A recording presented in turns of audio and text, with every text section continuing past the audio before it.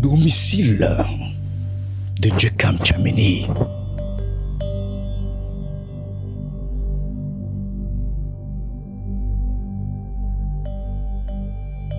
Les forces de sécurité fouillent.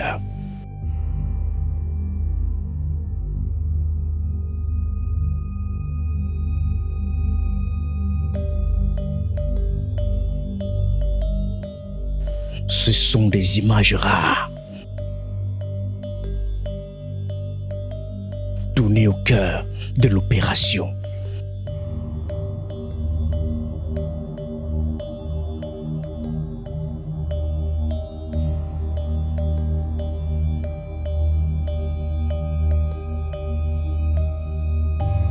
Des agents ont tenu des cartons ouverts.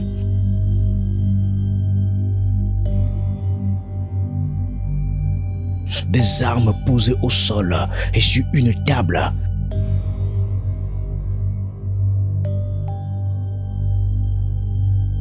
Des documents extampillés illégalement.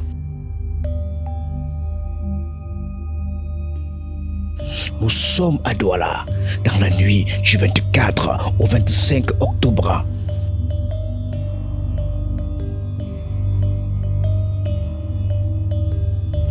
Une scène qui marque un tournant dans l'enquête autour de deux figures politiques bien connues, Anissa Ikane et Jekam Djameni. Le rapport est dense. Une succession de chiffres, de codes, de numéros de série, de constats minutieux. Mais derrière ces lignes froides se dessine une opération d'une ampleur inattendue. Le document classé exploitation interne porte la signature des services engagés dans la traque du réseau présumé. Il décrit minute par minute une saisie d'exception réalisée à Douala dans la soirée du 24 octobre. Selon ce rapport, 4 individus ont été interpellés lors de l'opération. Jekam Djameni présenté comme, je cite, la cible principale. Et 3 motos-taximens, Amadou Sidiki, Don Fouet Rodrigue et Ndifo Brian Calvin, tous mentionnés par Anissa Ikane lors de son propre interrogatoire. Ils auraient été localisés grâce à des informations issues de l'exploitation des données recueillies dans les heures précédentes. Le document fait ensuite le point sur les bilans matériels en des termes d'une précision militaire. Saisies multiples, éléments transférés pour exploitation approfondie. Et c'est là que le rapport bascule dans l'inédit. Les forces de sécurité disent avoir mis la main sur un stock de 9734 procès-verbaux illégalement falsifiés, soigneusement amplifiés dans des cartons. Ces documents portant le cachet officiel de l'organe électoral auraient été, je cite, trafiqués, selon la terminologie du rapport, à des fins encore inconnues. Les enquêteurs parlent de faux PV prêts à l'emploi, susceptibles d'être utilisés pour fabriquer des résultats électoraux ou alimenter une campagne de désinformation. Mais le document ne s'arrête pas là.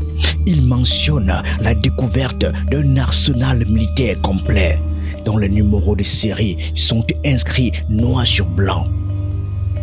2 fusils d'assaut AK-47, numéro 30129 et 40356, un pistolet automatique Beretta, numéro DW 25407, 4 engins explosifs improvisés EEI non amorcés, accompagnés de fils de courant et de poudre fumigène, 90 munitions calibre 7.62 x 39 rangées dans des chargeurs métalliques. Les agents évoquent aussi la saisie de 20 uniformes militaires made in China, tous marqués du slogan « Pouvoir au peuple ». sur certaines pièces. Selon la source du rapport, le flocage est encore frais, comme s'il venait d'être posé. À côté des chapeaux, ceintures, rangers, pullovers et manteaux militaires complètent ce qu'il qualifie de, je cite, kit de déploiement. 3 chasubles de mototaximens ont aussi été récupérés, laissant penser à une possible couverture logistique pour les déplacements discrets en ville. Le rapport note également la présence d'une somme de 25 millions de francs CFA en espèces, soigneusement dissimulée dans une armoire, et de 23 millions de francs CFA supplémentaires en compte mobile money, retracés à partir des téléphones saisis. Au total, 48 millions de francs CFA auraient été mis sous scellé.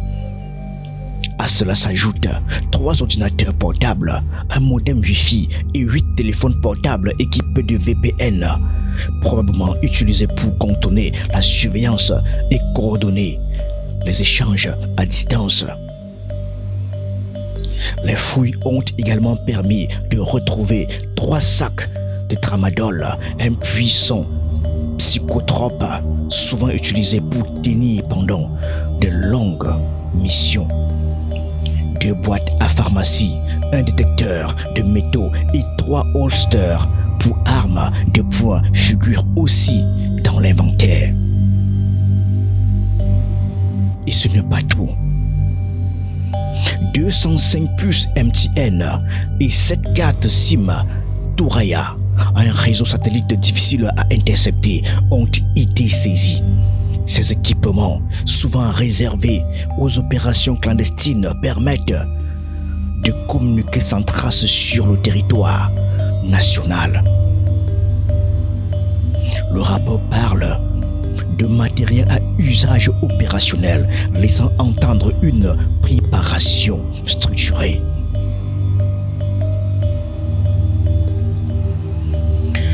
Dans la marge, une mention attire l'attention. Les intéressés coopèrent. Cible principale conduite immédiatement pour exploitation approfondie.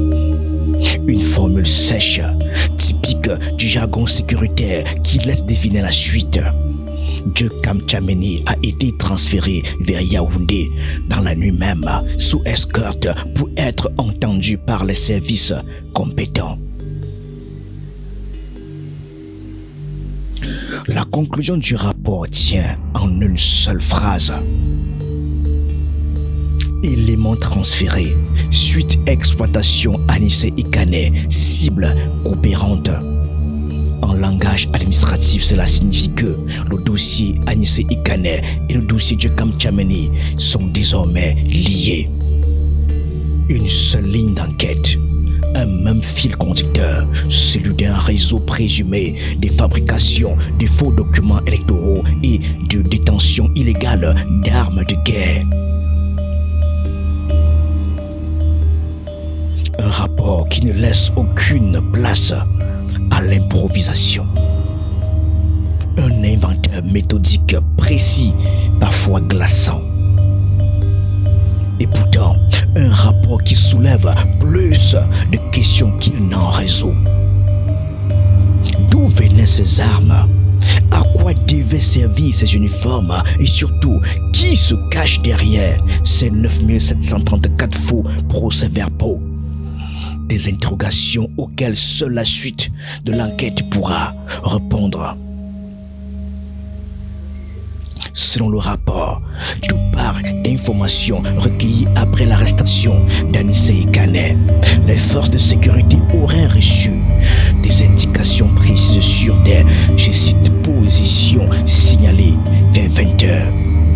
Une opération de ciblage est alors déclenchée. Objectif, localiser et neutraliser les personnes ciblées. Vers minuit, la mission aboutit à l'interpellation de 4 suspects immédiatement transférés vers Yaoundé pour exploitation approfondie. Dans le jargon militaire, on appelle cela une exploitation de réseau, une étape où l'enquête cherche à remonter les ramifications. Les sources sécuritaires parlent déjà de connexions possibles à Douala, Yaoundé et Garoua. Les suspects, selon ces mêmes sources, coopéreraient actuellement avec les enquêteurs. Quelques heures avant la publication du rapport, l'information circulait déjà sur les réseaux. C'est le journaliste Bruno François Bidjan, connu pour sa proximité avec le pouvoir, qui donne l'alerte sur sa page Facebook.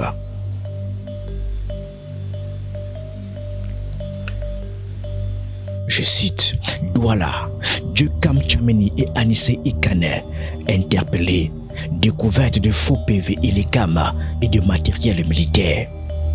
L'opération menée avec précision a abouti à la saisie d'un important lot de documents sensibles et d'armes destinées à appuyer une rébellion en préparation. Fin de citation.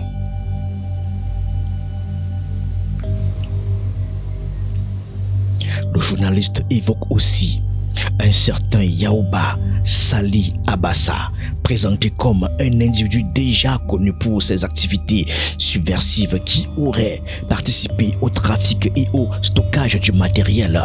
Selon cette version, le réseau visait à fabriquer des faux résultats électoraux et à déclencher des actions violentes dans plusieurs villes du pays à la veille de la proclamation des résultats. L'arrestation d'Anissé Kane, figure historique du Manidem, et de Djekam Tchameni, militant panafricaniste, provoque une onde de choc. Pour certains, il s'agit d'un combat politique destiné à neutraliser des voix dissidentes. Pour d'autres, c'est la preuve tangible d'une conspiration visant à manipuler le processus électoral. Du côté du Manidem, un communiqué a été publié.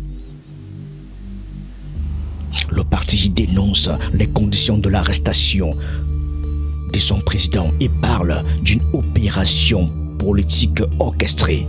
Les responsables exigent la présentation des preuves, la transparence de la procédure et la garantie du droit à la défense. Plusieurs points demeurent flous. D'où proviennent réellement ces procès-verbaux? À quelle élection se rapporte-t-il? Comment expliquer la présence d'uniformes militaires marqués pouvoir au peuple? Et surtout, quel rôle jouent les personnes interpellées dans cette affaire? Les autorités n'ont pas encore publié de communiqué officiel détaillé. Les images de la fouille circulent, mais sans certification sur leur origine ni sur la chaîne de garde des pièces saisies. C'est ce flou justement qui nourrit les spéculations.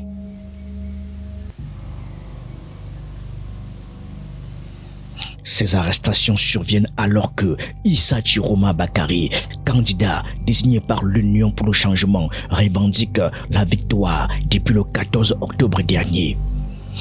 Anissé Ikane et Djekam Tchameni, eux, ont récemment fait une vidéo où ils défient le Conseil constitutionnel, exigeant la publication de la vérité des urnes.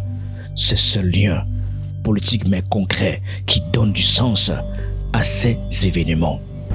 On ne peut pas venir allumer le feu et après demander à d'autres de venir l'éteindre. En tentant de prononcer un tel verdict, 54 pour Biya, 37 pour Djiroma, Clément Atangana et le Conseil constitutionnel font de l'incitation à la révolte. On appuie dessus, de l'incitation à la révolte.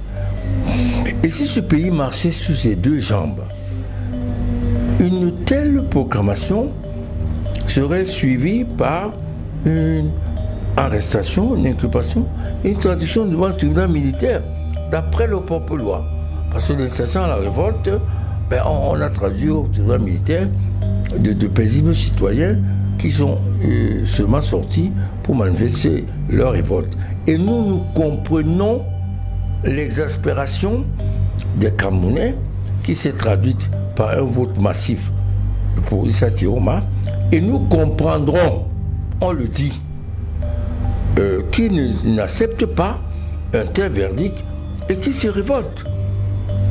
Le pyromane aurait été Clément Atangana et le Conseil constitutionnel, et nous l'affirmons, nous serons aux côtés du peuple camerounais qui certainement manifestera son mécontentement.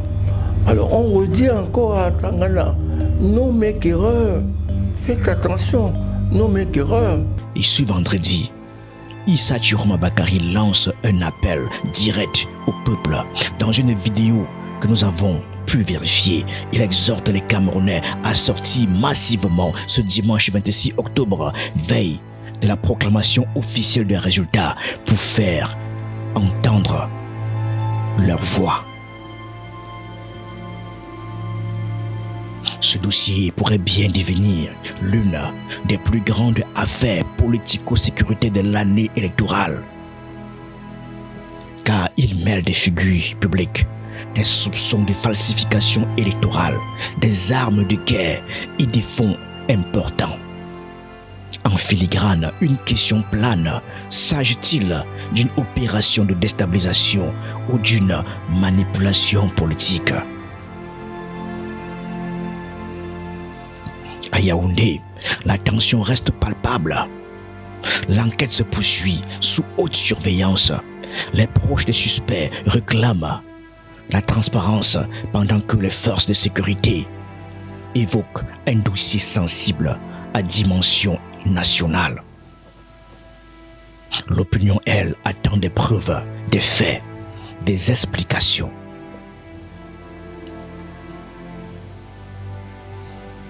Entre théorie du complot et opération antiterroriste, entre justice et stratégie politique, une certitude s'impose. Le Cameroun vit une séquence cruciale, celle qui pèse lourd dans le destin d'un pays à la croisée des chemins.